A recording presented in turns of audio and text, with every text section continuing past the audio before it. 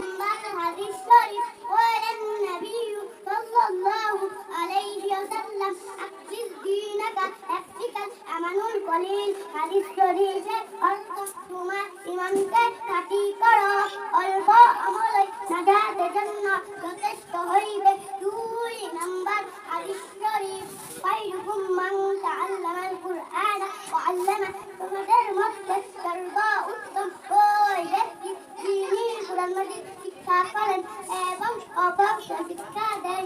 3 number হাদিস শরীফ তলাবুল ইলমি ফারিদাতুন আলা কুল্লি মুসলিম,